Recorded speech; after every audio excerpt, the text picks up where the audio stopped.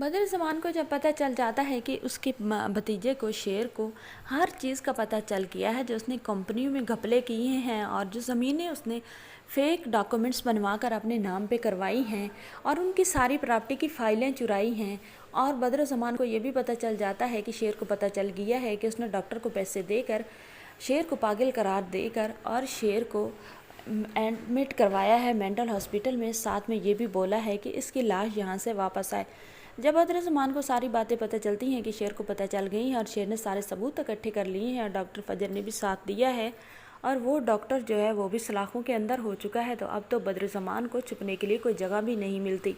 वो फ़रार होने की कोशिश करता है शेर, और शेर की बहनों की, शेर की माँ की मिन्नतें करता है। जब कोई भी उसकी बात नहीं सुनता तो वो फ़रार होने की कोशिश करता है।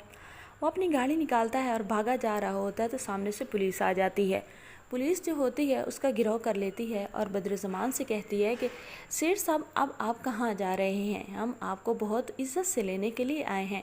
बेहतर यही है कि हमें इज़्ज़त से हमारे पास आ जाएं और यहाँ पर सरेंडर कर दें। अगर आप ऐसा नहीं करेंगे तो पूरे सिटी में, पूरे लोगों में आपका तमाशा होगा। जिन लोगों के सामने कल आप बहुत बड़े सेठ बनकर चलते थे, आज एक चोर और कातिल मशहूर हो जाएंगे और सब लोग आपका असल फेस देखेंगे और इन्जॉय करेंगे, तमाशा बनाएंगे, क्लैपिंग करेंगे, आपके मुंह पर थूकेंगे।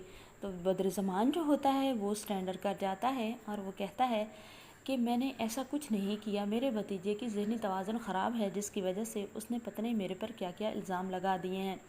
पुलिस जो होती है वो कहती है कि बस आप खामोश रहें, हमें आप अपना काम करने दें।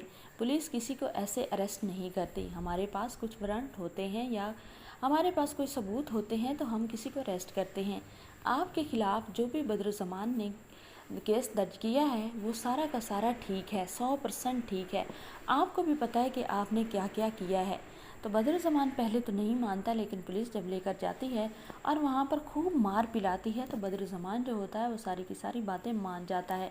लेकिन बदर ज़मान के बेटे जो होते हैं वो तो अपने बाप को अकेला सलाखों के पीछे छोड़कर फ़रार हो जाते हैं। जिस बाप ने अपने बेटों के लिए इतनी बेईमानियाँ की, वैसे दुनिया की हकीकत भी यही है कि हम अपनी औलाद के लिए या अपने प्यारों के लिए जो चोरी चकारी करते हैं, कुछ भी करते हैं, तो एंड पर हमें अल्लाह के सामने वो नहीं छुड़वाते, वो खा पी कर उठ जाते हैं। और बदर ज़मान के जो बेटे होते हैं वो भी इसी तरह खा पी कर उठ जाते हैं। वो दोनों भाग जाते हैं और बदर ज़मान जो होता है पुलिस के हाथ आ जाता है। पुलिस बदर ज़मान को खूब जूते पिलाती है और उसे सारी की सारी बातें उगलवाती है। बदर ज़मान बता देता है कि ये हमारी प्लानिंग थी भाई को मारने की भी, और वाकई डॉक्टर को उसने पैसे दिए हैं, जिसकी वजह से बदर ज़मान की सारी प्रॉपर्टी जो भी उसके नाम पर होती है वो ज़ब्त कर ली जाती है। वो शेर को पुलिस वापस उसके नाम पर करवा देती है और बदर ज़मान के बेटों को भी इख्तियारी करार देकर पुलिस तलाश करने का हुक्म दे देती है। इस वजह से बदर ज़मान का पूरा का बुरा का तबाह बर्बाद हो जाता है और शेर का एक बार फिर इंसाफ मिल जाता है। शेर का कारोबार भी सेट हो जाएगा और उसके साथ फजर शादी कर लेगी।